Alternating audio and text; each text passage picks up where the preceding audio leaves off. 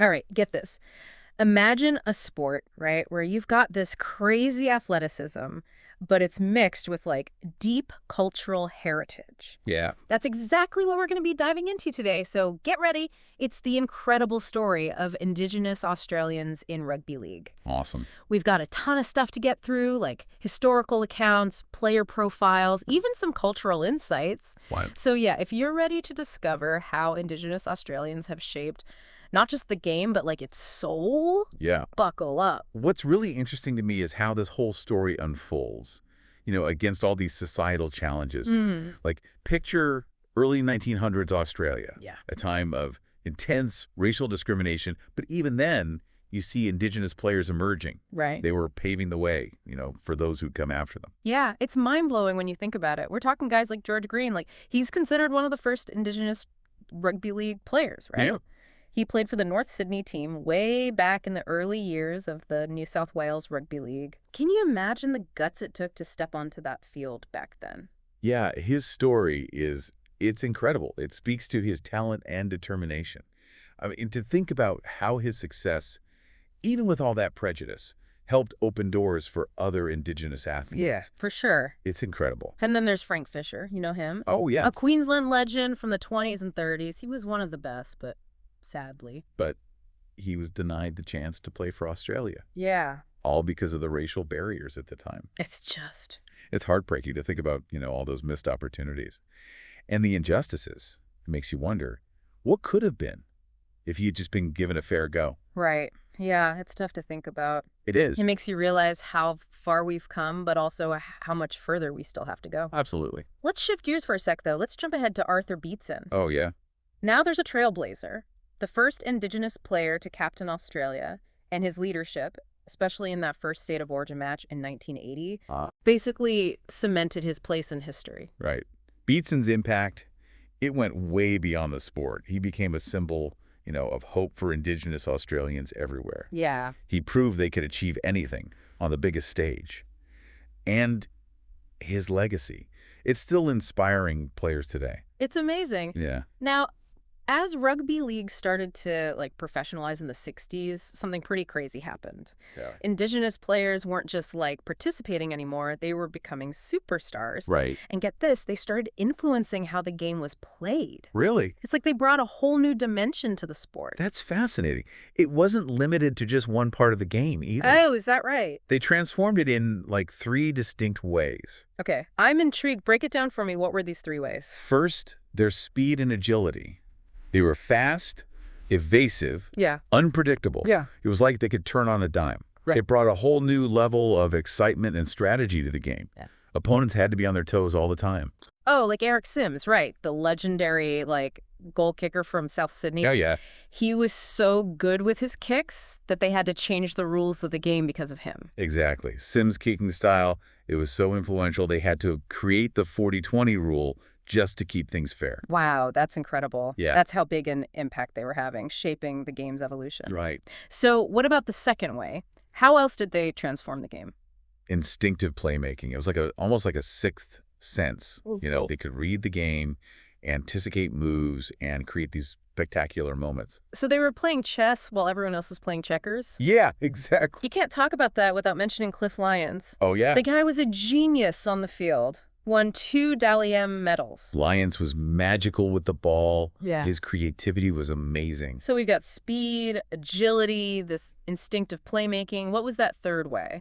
Their cultural influence, Yeah. They didn't just bring skills to the field. They brought their heritage, their tradition. They wove them into the very fabric of the game. That's where a leader like Laurie Daly comes in, Yeah. captain for Australia, New South Wales. His leadership showed the world the strength and resilience of Indigenous culture. Daly was an inspiration. His leadership bridged the gap between Indigenous and non-Indigenous players. So we've got these trailblazers breaking down barriers, changing the game from the inside out. Yeah. What happens next in this story? Well, moving into the 2000s, things really change. Oh, yeah. We see a huge surge in Indigenous representation in the NRL. Okay. This isn't just about taking part anymore. It's about dominating the game. Wow. And some of the names from this era, truly iconic. like Greg Inglis, Oh, yeah, gray hair. force of nature on the field, Mm. won multiple premierships, even earned a Clive Churchill Medal. Wow. That's, the award for best player in the grand final. Yeah, for sure. So he wasn't just a great player. Right. He became a symbol, I think, for Indigenous representation. Yeah, he inspired so many young Indigenous athletes, showed the world what Indigenous excellence could look like. Absolutely. And then you have Johnathan Thurston, Oh, Thurston. four-time Dally M medal winner. That's like winning MVP 4 times in a row.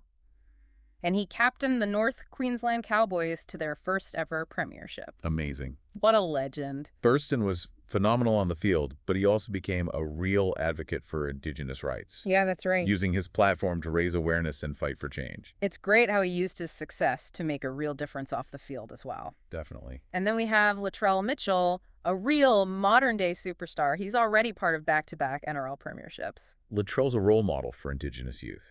He shows that with hard work, anything is possible. So inspiring to see these players at the top of their game. But, I mean, their impact is way bigger than just the NRL, right? Oh, absolutely. Much bigger picture. Yeah. Think about state of origin.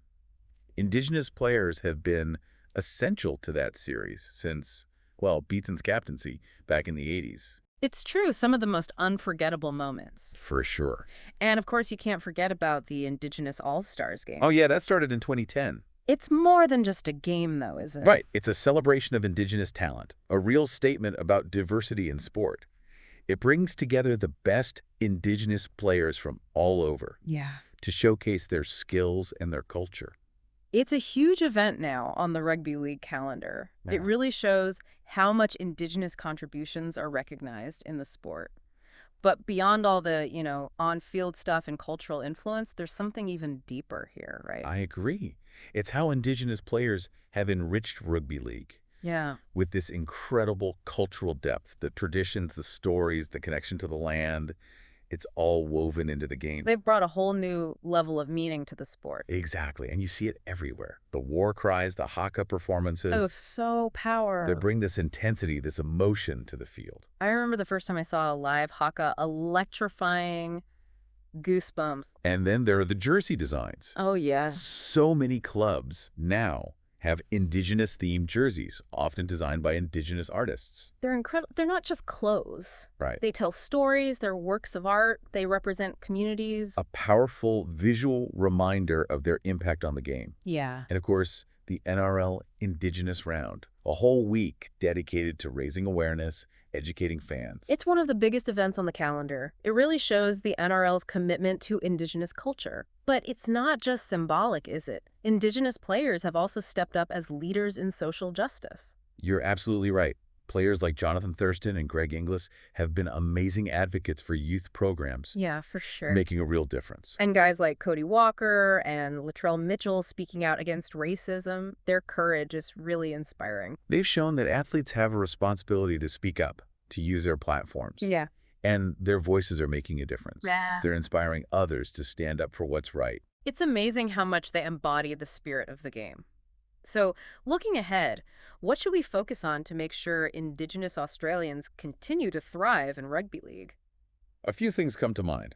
First, we need to keep supporting those grassroots programs. Right. That's where it all started. Nurturing young talent in Indigenous communities. It's about creating opportunities, investing in the future. Making sure every kid who dreams of playing has a chance. Exactly. And second, we need more Indigenous Australians in coaching and administration roles. Yeah, having a say in how the game is run.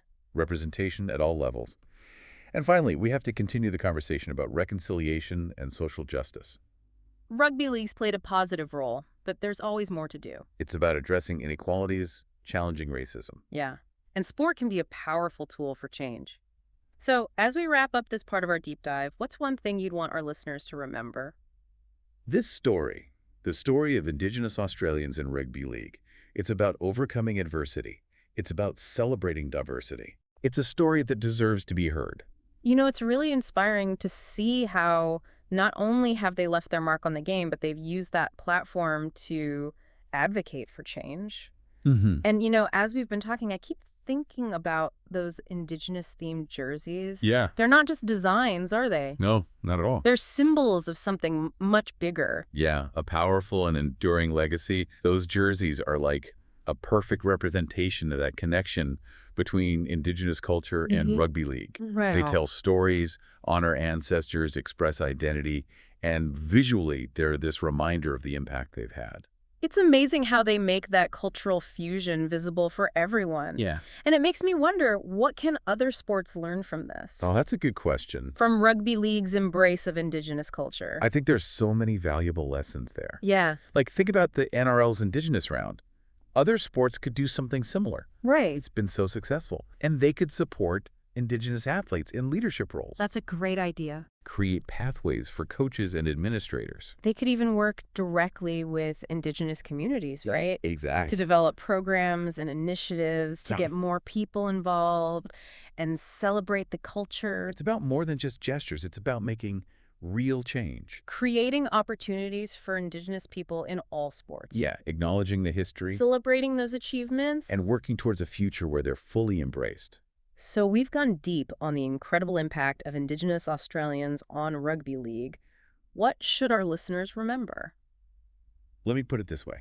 The next time you watch a game, look at those Indigenous-themed jerseys. Yeah. Really think about what they represent, the stories they tell, the culture they embody. It's a powerful reminder that sport can be a force for good. And that Indigenous Australians are at the very heart of what makes Rugby League so special. It's a story that's still being written, and it's one that we can all be a part of. Absolutely. Thanks for joining us on this deep dive. We'll catch you next time.